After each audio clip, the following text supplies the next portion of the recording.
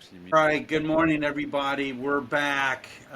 We were trying to get stream live on LinkedIn. I'm hoping we've solved the issue of streaming.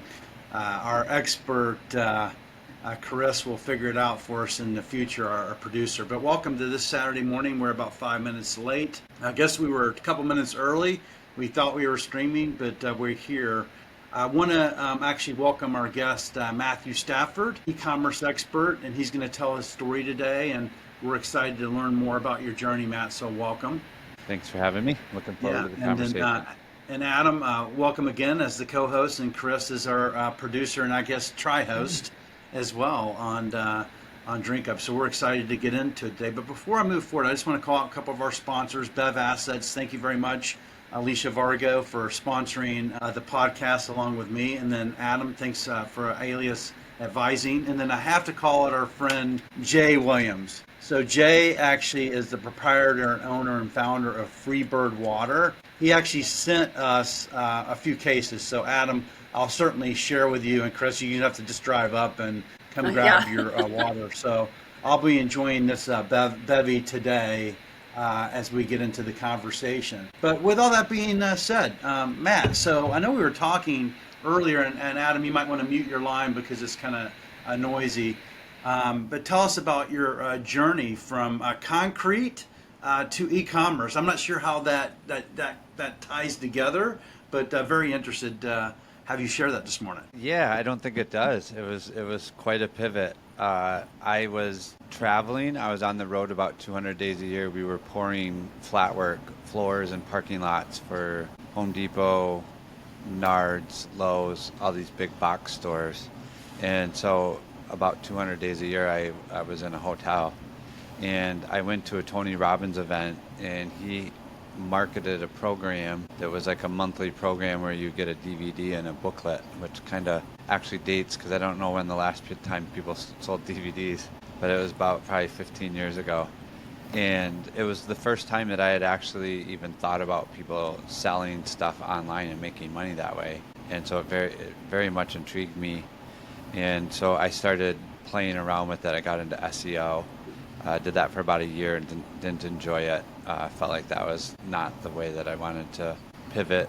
And then a site came out called Teespring, which is where you could come up with a funny saying or a design, you put it on a t-shirt and you run ads at it. And that worked really well for me. I actually had the very first shirt that I did I was scraping people's names from Facebook IDs, and I used the name Schmidt. And so I came up with a shirt that said Schmidt Happens, and then I sold it to all the people. Adam probably has that t-shirt, by the way, I'm sure. And so it ended up doing about, I want to say like 10 grand in net profit in about 48 hours. And I was like, oh, this is interesting. It works. And before, I started figuring it out, that shirt ended up making me about 100 grand, and I ended up doing about 15 million over the next 3 years selling t-shirts. And so I had sold my concrete business and the two salons that I owned and went into online business full time. Wait a minute. So concrete salons to t-shirts to e-commerce. Yeah. And you made 15 million bucks in how many years? It's about just a hair over 3 years. That's amazing. And was it just you doing the t-shirt business? No, I had someone that would do the designs. I would come up with the ideas and then run the ads. So it was actually a really good. It was a fun time because it didn't require very much from us at all. We actually put our designs onto a platform. You'd sell them in a campaign. You could set the campaign length, and when it would end, if you had sold more shirts, they would print them for less, so you would make more money. And if you didn't sell as many, you would pay more. So no lie about this. I was in graphic arts in high school, and the only places I got A's was in graphic arts and photography. Everybody else, I was a C student, to be perfectly fair. But graphic arts, and we actually did the screen printing, and we made T-shirts. Yeah.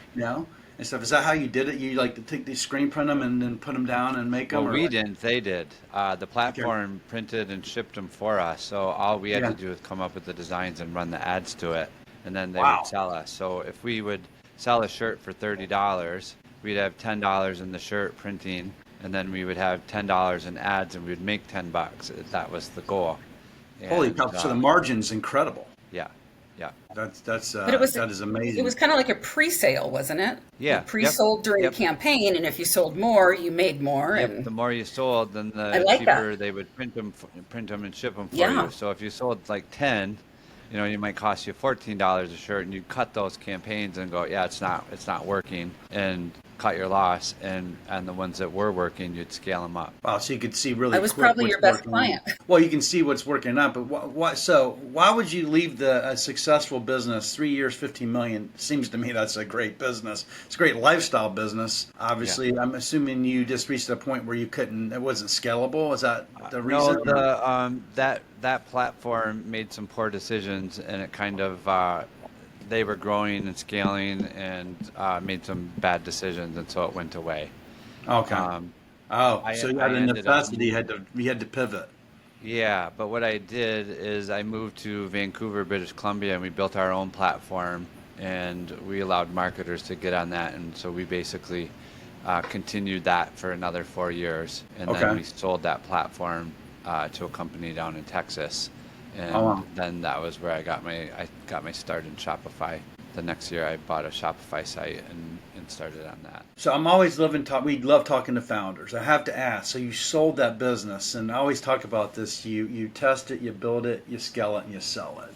Yeah. Everybody promotes I 10x it, 5x it. Did you 10x it and 5x to sell? How'd you do with that? How was that? No, in all honesty, that was the first time I ever did anything like that, and I didn't have anyone to help me. So, in hindsight, there was a lot that could have been done Yeah, to be much better. yeah, But at the time, I was still riding the high of what I had just done, and yeah. was ready for the next venture. Got it. So you didn't know the value because we talked to a lot of like VCs and people that raise funds, and this is really important because we deal with beverages, right? But every beverage we deal with, right, Adam, is they wanna eventually sell it, right? So they test it, they build it, they scale it, and they sell it, right? So your story about how you built that, concrete business, you sold that, right? Boom. Yep. Then Yep. you went into, I think the T-shirt was the next one, and you Yep. built this business in 3 years, 15 million. So I don't know what you did the next four, but obviously it was successful. And then you just got the itch to do something else, which we find with so many founders that they build more than just one company. They build multiple companies, right? So what's the drive to do that? Why not stick? The concrete I get because you're traveling 200 days a year, right? Yeah. But like what keeps? I mean, what keeps you going? What drove you to the third company? Probably life circumstances, there's nothing ever, or you can plan a lot of things, but then life happens and changes. So for me, I've had partners, and a lot of times I feel like partnerships have a life cycle.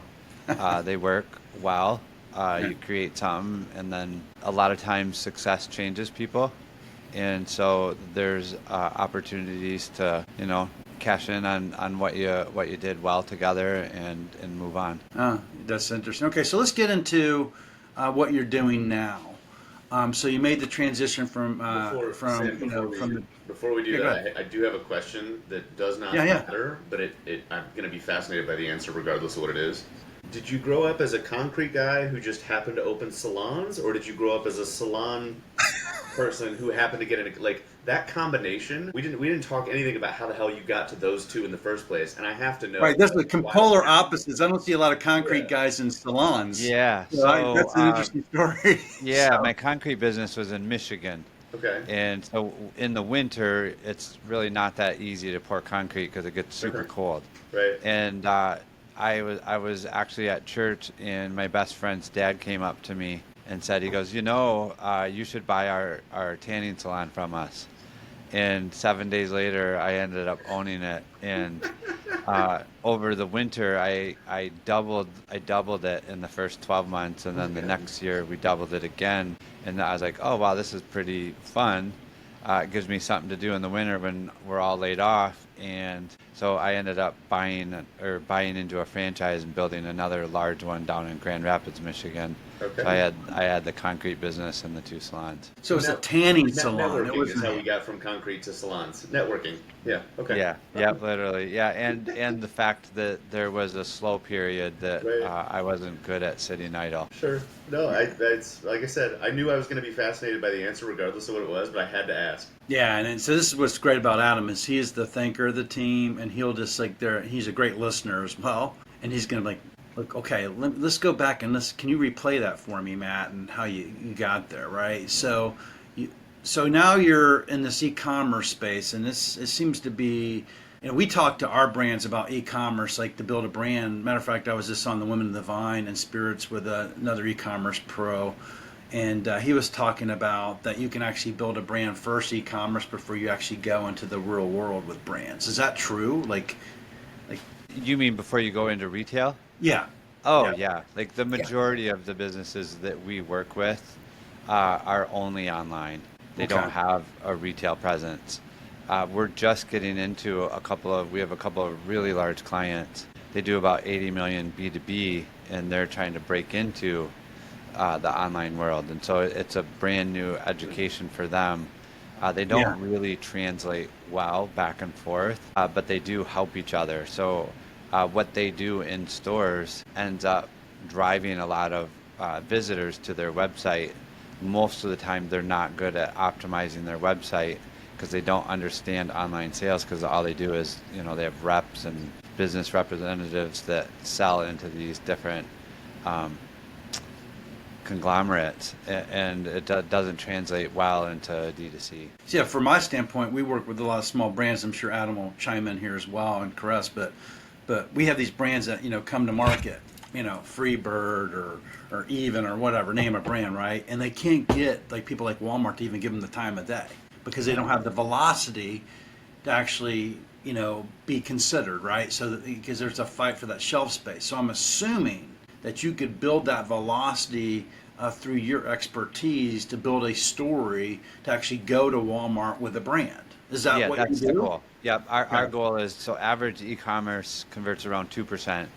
Okay. And when I got into the e-commerce world, I started a kitchen supply store that had choppers and avocado tools and stuff like that. And I was selling 200-300 sales a day, and started scaling it up. And then I started adding upsells and things to my store, and it got worse and worse. And so I went from being very profitable to some days I'd lose money, some days I'd break even, some days I would make a little bit, and it wasn't working, but I had about 250 grand worth of kitchen tools in my warehouse. And so I was panicking, and I'm like, I got to figure this out. A guy was selling a program, I think it was $1,000 for 6 calls, and he would go through your Google Analytics with you and teach you how to look at your analytics. And when I did that, by the end of the 6 weeks, I had found enough stuff in there that I changed my site, and I was making about 400 sales a day and back to profitability. It's a scale. You had to hit a threshold to be profitable or whatever. I always think about the movie Joy, the lady that made the mops, and she built it through QFC or Home Shopping Network, and she did it. So I'm assuming e-commerce is that frontier where you can do I'm thinking on our show, live social selling. The next, how do you tie e-commerce to something like a show like this to actually bring brands to promote them, to help brand? I don't know if that's the next venture that you could be on with e-commerce. Does that tie in, or am I missing them? That probably wouldn't be my specialty. My goal is, if you think about it, if average conversion's 2%, most business owners are like, oh, okay, I need to buy another 100 visitors so I can make 2 more sales. And my thought process was, because I was good at traffic, I was like, that feels broken. I had 100 people come to my website and only 2 people purchased. If I'm going to go get another 100 more, what about the 98 people that raised their hand and then left without buying something? Mm-hmm. If I get 2 more of them, I just doubled my business on the same ad spend. Mm-hmm.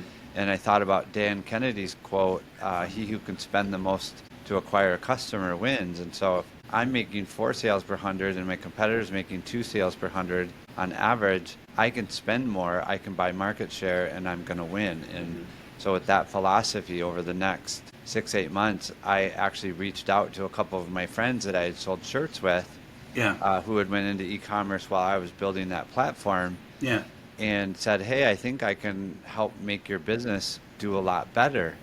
And the first one that I helped was a friend of mine. He owned a site called Organifi. They sold a green juice.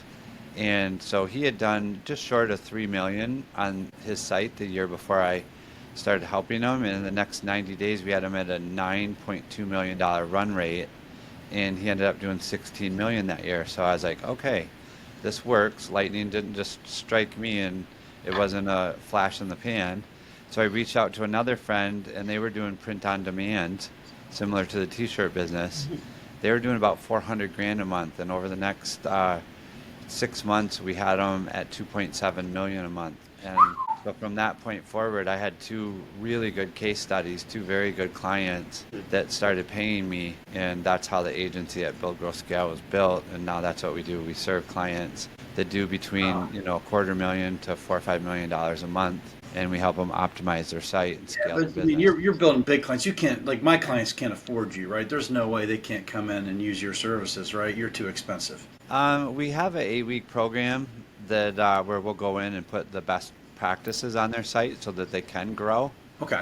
I was being facetious, by the way, but I wanted to see how we, because we have brands we'd love to connect you with, by the way, starting out. So it's an 8-week program to explain it? Yeah, that's an 8-week program where we go and we look through their website, do an audit, and then create a priority list with them, show them in their data where and why we want to make those changes, and then upgrade it so that that program pays for itself. And then it also, for me, I really love what I do. I come to work excited every day, and I don't want to work with people that I don't like. And so that 8-week program is kind of like a date before you get married, and we get to know them. They understand the cadence of how we operate, and if we can make it long term, that's cool. And if not, they're going to go away and understand their website a lot better. What's your conversion on that? Because we have a 90-day program that we do with clients. It's really reachable. Like, do they stick with you, or like, what's the fall off, I guess, or like, what percentage actually stick with you after the 8-week program? Most of them, I would say, not all of them qualify for the full on partnership, just because they're not doing enough volume. But they'll keep using our services and do different things. Probably 70%, 65-70% of them. And Matt, what is that? I might be asking for somebody I know who's in this room with me. What does that 8-week program cost? It's $15,000. Okay. We charge them $7,500 down, and then $7,500 4 weeks, and it takes them through the entire 8 weeks. Do you get actual ad spend in that 8 weeks, or anything, any activation? Yeah, we don't buy ads. We make the ads work better. So if the more eyeballs that are seeing the site, the better we can work, because we use data. I'm very product agnostic. I don't care what you're selling. What I care about is what the people are doing when they get on the website, and how do we get them to take the action that you want them to take. And so we have a very systematic process where we go through the site. We actually start at the cart and the checkout, because if I make your home page work better, that just drives more people to your category page or your product page. That didn't make you more money yet. So I'm going to fix your checkout and your cart first, and then go to your product page, then go to your category page, then go to your home page, which feels very backwards to the owner, because they want their home page to be the best.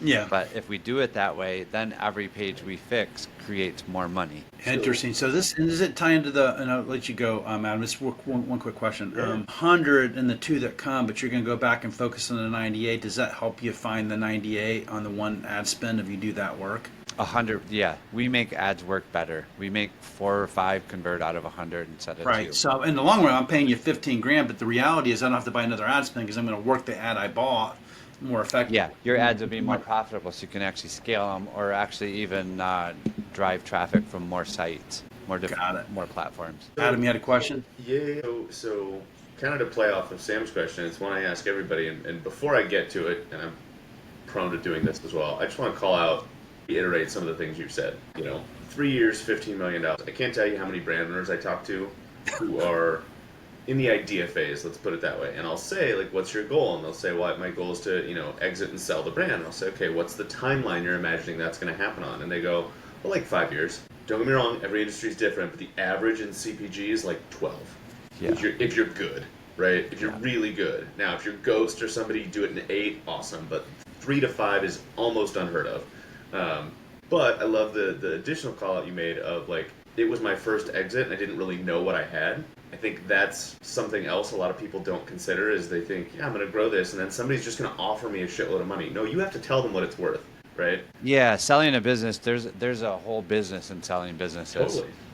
And the more times that you exit, you get better and better at it. You learn, Sure. I learned the lessons the hard way because I didn't get a mentor, and I'm just rock-headed like that sometimes. No, but I mean, I think it's and Sam and I have talked about this, and I've made posts about it on LinkedIn before. Like, for as much as I love and I applaud people when I see the LinkedIn taglines that 3 times exiter, founder, whatever. Cool. That's only half of the story. Tell me how many times you fell on your face, right? Yeah. That's what I want to hear. That's where all the lessons are learned, is in the mistakes. Right. Yeah, we don't. I just finished my second dark retreat, which is where you spend 4 or 5 days in complete darkness and silence. I got out of that and did a Temescal, which is a Mexican sweat lodge.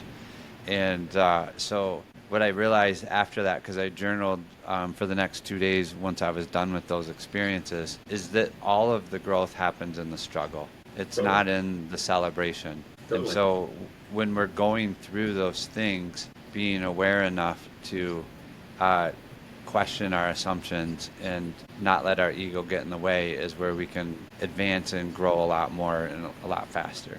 Wow, that is so powerful. No, I love it. That could be the clip of the day right there. That's the clip of the entire 3 years I've been doing this, by the way, Adam. Right. I'm going to go find a sweat lodge, and Matt, I'm coming up to find you, and we're going to go do this together so I can journal, and I'll leave ChatGPT behind and actually journal. It's amazing. For me, I realized that our mind is so determined to keep us safe that at the first hint of struggle, it tries to claim that that's your limit. And when you go through an experience like those, you realize that there is several gears beyond what you thought was possible. And the moment you see that, you can't unsee it. And for me, over the last 6 months, our business has grown over 60%. And I believe before the end of the year, it'll more than double just because of the change in the mindset from the learning that you get in the struggle. Is that manifesting a little bit, to learn how to manifest? If you believe it, you achieve it? If you, like I said, it already happened, is that part of it?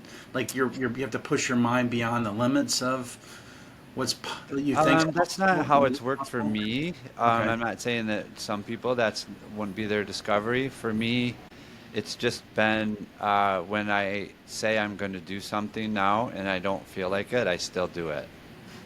So the having 100% integrity with yourself and being willing to understand that when your mind says, "Oh, I don't feel like it," that's not an excuse to not do it. Right.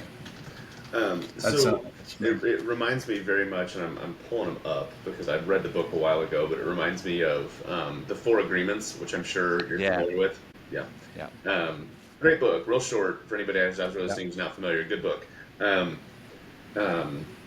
So the question that comes with that entirely long preface, and that was super insightful what you shared, is, so let's say, because again, it's a lot of who I talk to, and I know it's a lot of who Sam talks to. Like, I think an 8-week course for, $15,000, big picture is a drop in the bucket when you think about the numbers you're sharing and the value you're getting out of it, the insights and understanding how to read your data. Like, that is a perfectly valid and valuable spend, right? That said, my question is, for brands hyper small, like the ones I often get into conversations with, who maybe they have a website. If they do, it's probably not set up great. It's definitely not set up great. They probably don't even have one yet. It's in the process of being built. Like, would you recommend that 8-week course is something that they budget for, or is there something they need to do first to get there, and what does that look like? Yeah, I would say we also do an audit. Okay. It's like $1,500. Yeah. And so we can go through an audit and give them a 10, 12-page document, and they can go through and make those changes, and that's going to help them get to a point hopefully, where they can buy ads and make some money and then get to that. Cool. And then there's all kinds of free resources on our site. Cool. We literally share our very best stuff on podcast, on everything, and then we actually embed them right into our website, because the goal is for us, we realize that just because we give you our best stuff doesn't mean that you wouldn't want us to implement it for you, because we're better at it than you are. You can go, wow, that's a really good idea. I want to do that. And then when you sit there and try to implement it, you might need help. You'll call us. If you don't need our help, you'll implement it, you'll make some wins, and your brand will do better. You'll tell other people about us. And it's just literally been our strategy. I don't buy ads for our company. We literally do podcasts and referral, word of mouth, and that has built a business, that does between, a couple $1 million a year. That's what we were talking about a few weeks ago. Remember that now. Thanks for sparking. We were talking about you just go on podcast, and then from that, and that's share our very best stuff. Well, and we talked about lead magnets, because we, always put lead magnets out there. Just give it away for free. Every day, give something that they maybe would pay us for, but I just give it away for free, because you know what? They're not going to. 90% of them aren't going to implement it anyway. And if they do, they're going to say, "Man, you should go talk to this person. Talk to Matt." Right? Sorry, Adam, you had a question. No. You're buzzing the same way I am, and I love. What I'm trying to say. My wife, if she was here, would tell you how much I ramble about what I'm about to say. But I bring that up because I think it and I feel it, and I've felt it for a long time being in this industry. But it's always nice to hear people like you who have had far, even just looking at the numbers, right, comparison to another. Like, my bills are paid. I don't have a $15 million business. But like somebody who's done a bit more, to put it nicely, to echo the same points, right? And the what I'm getting at is, like, I talk to a lot of consultants and I talk to a lot of friends in the industry who'll be like, oh, well, we have to charge X, or we can't work with these people if they can't meet us here, or if they don't have this done. And I'm like, you talk about the 2 and the 100. I'm like, if that's your perspective, you're immediately shutting the door on 80% of the world. Like, and it makes no fucking sense to me. So, like, instead of doing that, like, I'm not saying devalue yourself. I'm not saying do 15 grand worth of work for $1,500. I'm saying get hyper focused in what you offer for $1,500 and let them take it or leave it. But at least then you're meeting people where they are. Yeah. And everybody here. Yeah, we want them to grow up and be able to use us as a become a client. And that's everybody hears me say that, and they're like, really? And I'm like, again, I spend all day every week, either talking to tiny brands asking how they can get bigger, or large support partners, vendors, consultants, whoever, going, how do I work with tiny brands? And when I tell them, charge them $200 for an hour-long phone call, start there, right? And they go, really? Why? Why would I do that? I'm like, how the hell else do you think anybody who's got an idea is going to become the next Celsius? Somebody has to take them by the hand and educate them.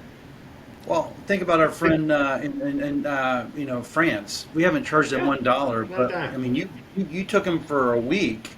10 days. Here in Minnesota, 2 days, right? But you gave him all this like information to help him move forward, and plus we introduced him to like our other folks that we know out there. Yeah. And he'll be back to you, Adam, and stuff. And he's texting me this morning. Oh, there you go. Yeah. No, right. We're in it. He's texting me this morning. So no, Matt. I mean, the point I'm getting at is I'm very much enjoying this conversation and your insight, because it's just further solidifying a lot of stuff that I feel. But it's always nice to hear somebody who's done it a few more times go, no, that's really the way it is, right? Yeah. So I'm poking around on the website while we're talking, and I guess to get back into it a little bit, because this is a lot of what Sam and I do here. Who are you, like, if you can paraphrase it, and I know that's probably difficult, who are you looking to get introduced to most? What type of brand, what size of brand, whatever the answer is to that question. Yeah, so I will say that for the last nine years, or for the first 9 years, we were kind of pigeonholed ourselves in the physical product space. Mm-hmm. So it was physical products. In the last 24 months, we've actually started helping people who have digital carts too, for information. Mm-hmm. And I've realized that I probably hurt the growth of my business by not understanding that what I did would help those brands as well. I'll just give you an example. Mm-hmm.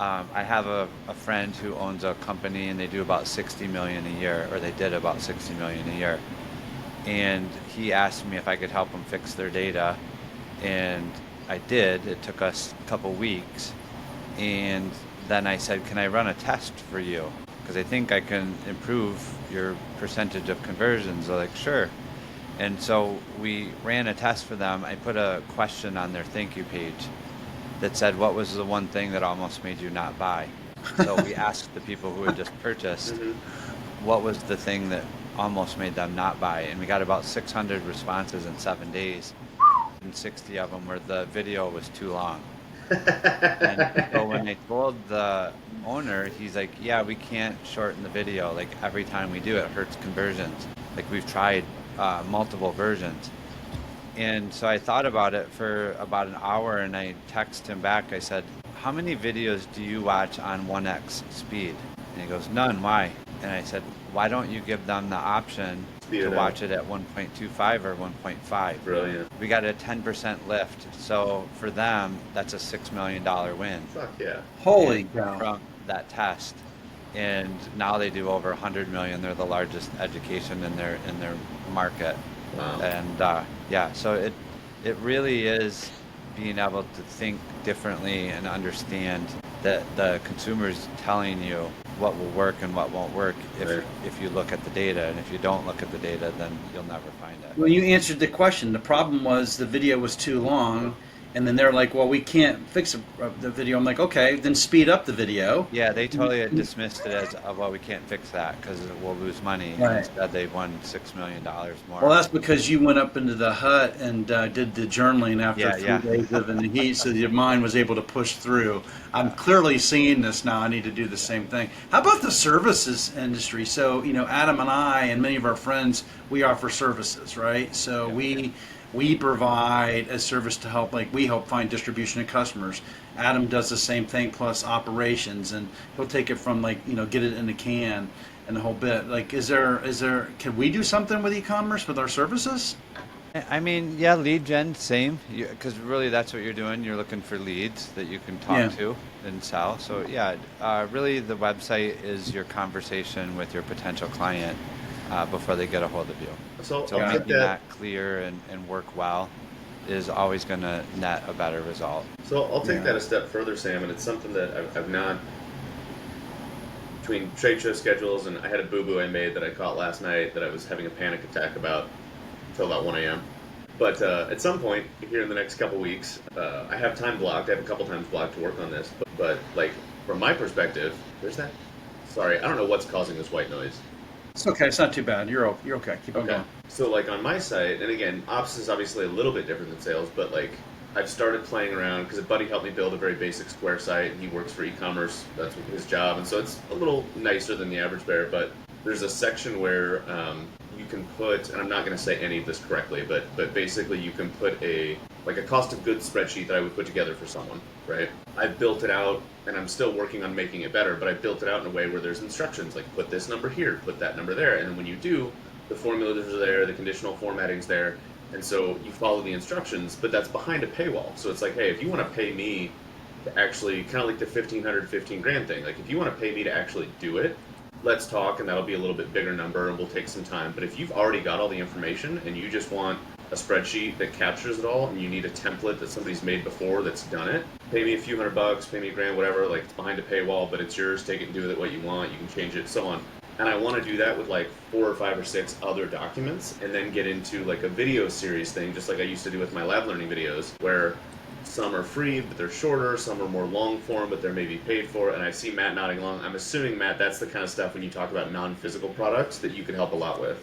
Yeah, 100%, Okay. where they can make sales for digital information or videos or papers, whatever. Yep. So it's basically just e-commerce for a digital product. And what we realized that was so cool about that is with physical products, when we make your site convert better, a lot of times that creates other problems. Now you need more distribution, you need more manufacturing, you need more customer service, where with digital products, you can scale it up infinitely fast, and you can double, triple, 100x a business in a year, and it doesn't take any more other than a couple of admin. And so we realized that there's a lot more potential there to grow faster and a lot bigger numbers. with the same service that we're doing. Yep. Yeah. So that came from a buddy who shall remain nameless, because he's asked me to for now. Still working a day job that he doesn't want to know is that he's moonlighting. But that was his whole point. He was like, "How are you making money?" Because he does e-commerce. He works in conversions for a larger company. And I was like, "Well, it's word of mouth, it's friends, it's referrals, and it's working. Like, again, bills are paid." He goes, "Have you ever thought about just like paid online? You have a video explaining something, and if it's 2:00 in the morning, and people want to educate themselves, they can go find it." I'm like, "No," because you should. Okay, like that tracks. It makes perfect sense to me, but I never thought about it. Yeah. Yeah. Well, I got so a couple questions getting into it. So what would you want to so you're here, you obviously have built your business by coming on podcasts like us, right? So thank you, first of all, for joining us, and the information that we're sharing and your journey has been incredible. But for your business, what would you want to convey to folks here today that are, about your business? What do you want them to know about e-commerce? And what obviously you scrub the website, you actually, activate, that ad spend to make it more effective, so they can actually get more, I guess, more people to show up. But what other things do you want to convey to folks here this morning? I think it's the greatest time. I think we're living in the greatest era ever for business and online business. I feel like e-commerce is probably, if you liken it to a baseball game, we're probably in the third inning, and things are just going to continue to get better. I mean, before COVID, less than 10% of sales were made online. During COVID, it went all the way up to 33%, and then now it's back down to like 27, 28%. So we know that the people who buy online right now are still early adopters, and it's just going to get exponentially better. It's also going to get exponentially more competitive. So I would say there's no time like now to get started. Right. So get in now. But it Yeah, won't be and you can use AI to make your team way more effective. So I have friends and companies that we work with that instead of needing 30 team members to do $3 million a month, they're doing that with 15. I have one company, they have about 15 employees, they're doing about $5 million a month. Amazing. So if you're a brand or a service, or a digital company, I would say, get into e-commerce now. Take advantage of services like what Matt offers. When you have if I have a brand, I say I have a tequila brand, out of about say $159 to $179, and they want to get started in Houston. Is it good to get started e-commerce versus physical? Do you do e-commerce first? Do you do physical? Do you do it at the same time? What's the best approach for a brand that's coming to market? Let's say I would do the market research and see how many people are searching for tequila online, and then figure out what they type in to do that. And then what I will say right now, there is a huge shift. In fact, over the last 24 months, Google has lost about 30% of their search volume, because now people are typing the searches into the large language models rather than Google. And so an entirely new industry has emerged called AEO instead of SEO, and where all of these big legacy brands have dominated the market because they've been putting out content for 30 years. A brand new upstart can literally be talked about on Reddit threads and a couple of other areas, forums, that the large language models scrub for their data. And now when someone searches for that, they show up on the artificial engine AEO. Yeah, AEO instead of SEO. And so literally we're working in that neighborhood already, and it's really funny how the large language models are recommending articles that we've written that are on these threads that people have shared.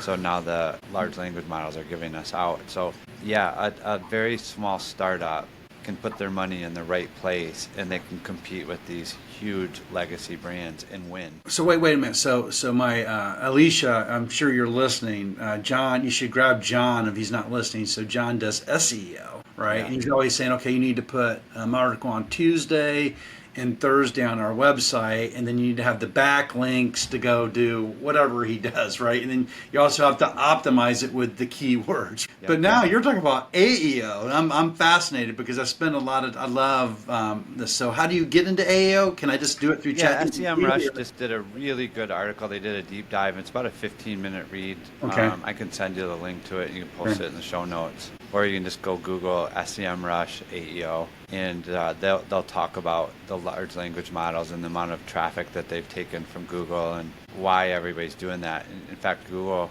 realized they needed to do something really quick, and so now they're actually defaulting to Gemini's large language model as answers because they realized people were leaving. The large language model just gives you a much better answer, more targeted to what you're looking for, rather than 50 options that you got to go do the research on. That's amazing you said that, because now I'll like do searches like, what's the difference between this drug and this drug or whatever. I'm on some medications, and the Gemini comes up and it says, so it's AI that's telling me that's the first thing that comes up is the AI. It's not the searches or whatever. Yeah, it's not the white papers on the drugs you're using. Right? Yeah. No, that just recently happened, by the way. This is like really fairly soon. There's a couple people we want to take that have made some comments, Adam. Yeah. Alicia made a comment, and then Robert. Yeah, no, it's funny. I got so involved in talking. I was like, oh shit, I forgot to check comments. Yeah. So Alicia said, Organifi was built by some of the edgiest podcasters. Organifi advertised through them. Was that part of your strategy, Matt? We didn't do any of the traffic, so that was all Drew and his team. Got it. All we did was essentially they were running a lot of traffic to a funnel, which would you buy a can of green juice and then it would upsell you 3 more or 6 more or whatever. And anybody that didn't want to buy all of that later on, or if they bought it and then needed more, they would go to their website. You wouldn't find that funnel again through an ad. And so we cleaned up the website. The numbers that I was talking about were just the website numbers. He was doing a lot more volume through the funnels than he ever did the website. And so it was kind of like the funnels drove the business, and then the website batted cleanup for him, which we've ended up doing with a lot of other brands, where their funnels drive the new customer acquisition, and then the store itself actually creates the brand because it's a place that they can go back and buy again and again. So I want to repeat that for the uninitiated among us, and for anybody that's listening. By funnels, you mean the ad funnels, right? Yeah, and they had landing pages on, I think it was, at the time, it was like a site called Unbounce. So it would be like shop.organifi, whatever name they gave it. And you would see an ad, you'd go to this funnel, and it would choreograph it. Sure. Those typically will convert much higher Sure. because you don't have a whole bunch of different options. You go to their website, and they have probiotics and gummies and green juice and red juice and yellow juice, and so people get the paradox of choice, and conversions are lower than a funnel. It's again, there's been a lot of good snippets from this chat, and I'm excited to go back and share them with some of the brands I work with. But again, speaking on behalf of the smaller folks, so many of them will be like, yeah, I'm going to build my website, or I'm going to do my ads. I'm like, okay, but like, do you have any idea what you're actually doing? And again, I'm married to a woman who spent 15 years in marketing. Like, I know I don't know what I'm doing, right? But the problem remains, right? So the comment from Robert before we run out of time, he said, me too. I think this is when we were talking about the podcasting and kind of growing business by word of mouth. He said, me too. I just go on podcasts and tell the story. That's it. Get the brand on the shelf and let nature take its course. It happened this past week. But the business model being discussed is based on the opposite approach, invest in engagement and pay to play. That's the Poppy model, works for hype, but longevity, ? I still like the organic steps needed to prove a brand can actually exist, and then pay to play. So I'm wondering how that resonates with you. I always tell people that you don't have a brand if you can't turn off your ads and still make sales. All you have is a good idea. You're taking sales and driving them to the brand or to the store to make sales. The way that you create a brand is you make sales. You don't have a brand if you can't turn off your ads and still make sales. That's just, that's gold. Yeah. Gold. Hey, Really, by the way, what a brand is it's a symbol of something that you trust, that you know, like, and trust them, and you'll go buy from them, not because they gave you an ad. Amazing. Read the sign behind Matt's head, by the way. Let's take that one. Read that. You're muted, by the way, Chris. You're muted. You have to unmute yourself. I muted you. Oh, you Yeah, the can't unmute. feedback was happening from her mic to his. Was it nothing changes, nothing changes? Am I reading Nothing it right? changes if nothing changes. Ah. Yeah. Yeah. Tell Matt, us I a had little a bit about that. question. Oh, go ahead. Go ahead, Chris. Go ahead. Matt, you had said the numbers with people shopping e-commerce, that seemed really low to me. You said something like 33%. Yep. That seems incredibly low to me after COVID and everything. Everyone I know is shopping online, and whether it's groceries and getting other things, delivered. I hate going into a store anymore. Brick and mortar just drives me crazy. And that is everyone around me. That Sure. number just to me stands out. Yeah, so you can certainly Google it, and you can put it in the large language models, and actually even look at what you know. Amazon is over 50% of e-commerce. It's like 52% of Wow. online sales. And when you watch the interviews with Jeff Bezos, because people are saying, oh, they have a monopoly, Amazon is less than 5% of sales. So people just have this thought process that everybody does what we do, and it's just not true. If it was true, then all of these, different brick and mortar establishments It's wouldn't. fascinating to me. It's fascinating. Yeah, Thank you. it's amazing. All right, so we got a few minutes left. We always ask everybody that comes on the show, Matt. Maybe I didn't prepare you for it, but I did ask you a few weeks ago, and you've kind of answered the question I'm about to ask you. I know you're going to have a solid answer for this, and there's no right or wrong answer. But we always ask every founder this question: what is the difference between success and failure? I think that that's different for every person. Some people, it depends on what you value in your life, and you're not going to feel successful if you're looking for some outside of yourself to feel that.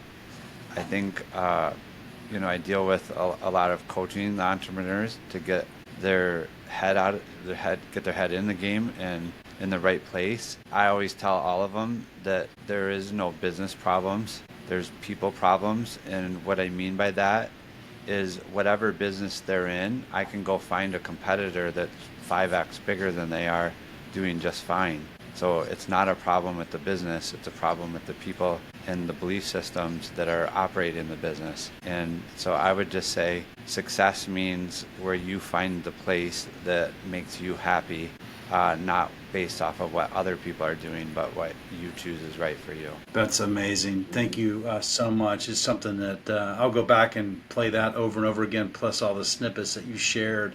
So we just want to have some closing comments. So we'll just go around the group here. We'll go with Caress, Adam, and then Matt, you can wrap up, and I'll close it down from there. And I'll ask you all to stay on the line when we shut down. I, for one, feel like I need to dip my toes into e-commerce and kind of, build my next adventure from there. You've really, really given me some new goals. It's been rewarding talking to you, Matthew. I've really learned a lot. Thank you. Thank you. Yeah, I'll second that. It's been a really fun conversation. I appreciate the time. Yeah, I'm gonna go back to even for myself, right? Like, I'm not running any ads at the moment, but if I think about, like, if I was to stop, this shameless promotion of myself to my friends and others within earshot, would business still come my way? And I think sometimes it would, a little bit, right? So maybe there's a little bit of like an actual business or a brand that I have, but it's definitely a question worth marinating on and figuring out how to, have a more confident answer to it. So I think that's my biggest takeaway. And Matt, would you like to leave everybody with any closing thoughts from you and about your journey, about your business? Please share. Yeah, I would just say never give up. Like we were talking about earlier, the struggle is where you learn the lesson, and there's no such thing as failure if you use it as feedback. You're trying something and it's giving you feedback that it's not working, so you can iterate and then try again and iterate and try again until you get some traction, and success leaves clues. So don't try to reinvent the wheel. Find people that are doing it and model them to an extent that you can create the success for yourself. Man, you need to write a book, by the way, if you haven't already, in terms of the information shared here is so powerful. And then if you are coaching entrepreneurs, good for you, because you've been on that journey. And this is the knowledge you bring. And something that rang true with me is the fact is that your mind will limit you if you let it, right? So, you can push much further than you know. So like you said, don't give up. This has been a wonderful discussion. We'll make sure that Caress connects with you so we actually do put this on Apple and YouTube, all our social channels, but you can find us. We'll actually put how they get in contact with you and your business for sure. But thank you everyone this Saturday for joining us at Drink Up. We really appreciate those that join us in the chat. Alicia and Robert, thank you for your questions this morning. Greatly appreciated. We always appreciate participation here. And Matt, Adam, and Chris, thank you as well. Thank you. Super fun. See ya.